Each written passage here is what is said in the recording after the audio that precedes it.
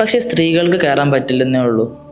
ഞങ്ങൾ ഈ അടുത്ത് പള്ളികളെ കുറിച്ച് ചെയ്തൊരു റീലിൻ്റെ അടിയിൽ വന്നിട്ടുള്ള കമൻറ്റാണിത്. അതായത് മുസ്ലിം സ്ത്രീക്ക് പള്ളികളിൽ പ്രവേശനം നിഷിദ്ധമാണ്, അവൾ അടിച്ചമർത്തപ്പെടുകയാണ് എന്നുള്ളൊരു ഫേക്കായിട്ടുള്ള ഐഡിയയാണ് ഈ ഒരു കമൻറ്റിലൂടെ അയാൾ കൈമാറിയിട്ടുള്ളത്.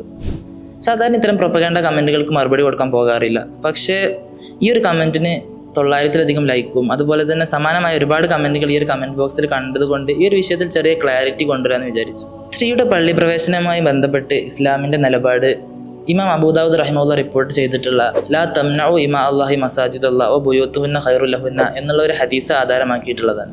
അതായത് മുസ്ലിം സ്ത്രീകളെ പള്ളി പ്രവേശനത്തിൽ നിന്നും നിങ്ങൾ തടയരുത്, പക്ഷേ അവൾക്ക് അവളുടെ വീട്ടിൽ നമസ്കരിക്കലാണ് ഉത്തമം എന്നാണ് ഈ ഒരു ഹദീസിൻ്റെ സാരം. ഒന്നുകൂടി വിശദീകരിച്ച് പറയുകയാണെന്നുണ്ടെങ്കിൽ, ഒരു പുരുഷൻ രാവിലെ വീട്ടിൽ നിന്ന് എണീറ്റിട്ട് പുറത്തിറങ്ങി തണുപ്പത്ത് റോഡിലൂടെ നടന്ന് പള്ളിയിൽ പോയി നിസ്കരിക്കുമ്പോൾ അയാൾക്ക് കിട്ടുന്ന പ്രതിഫലം ഒരു സ്ത്രീ അവളുടെ കിടപ്പുമുറിയിൽ തന്നെ നിസ്കരിക്കുകയാണെന്നുണ്ടെങ്കിൽ അവൾക്ക് കിട്ടുമെന്നാണ് പറയുന്നത്. യഥാർത്ഥത്തിൽ ഈ സ്ത്രീ ഇവിടെ അടിച്ചമർത്തപ്പെടുകയാണോ, അവൾക്ക് പ്രിവിലേജ് നൽകപ്പെടുകയാണോ എന്ന് നമ്മൾ ചിന്തിക്കണം. ഒന്നുകൂടി വിശദീകരിച്ച് പറയാം. നമ്മുടെ നാട്ടിലെ റേഷൻ കടയിൽ എല്ലാ പൗരന്മാർക്കും അരി വിതരണം ചെയ്യുന്നു എന്നുള്ളൊരു അനൗൺസ്മെൻറ്റ് വന്നു. അതിനോട് കൂടെ തന്നെ സ്ത്രീകൾ റേഷൻ കടയിലേക്ക് വരേണ്ടതില്ല, അവർക്ക് വേണ്ട അരി വീട്ടിലേക്ക് കൊണ്ടുവന്ന് തരാം എന്നുള്ളൊരു അനൗൺസ്മെൻറ്റ് കൂടി വന്നു.